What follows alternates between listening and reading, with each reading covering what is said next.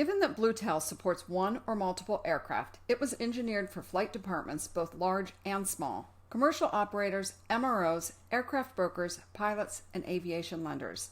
There are two ways to add an aircraft to your digital hangar. Users may either click on the large blue Add Aircraft Plus button in the upper right corner of the app, or they may click the customer icon in the upper right corner, select Account, and then click on the Aircraft tab as shown.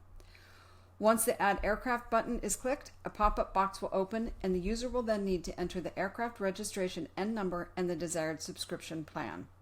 The two plan choices are monthly and yearly. Once that information is entered, click the blue Find button to locate the aircraft.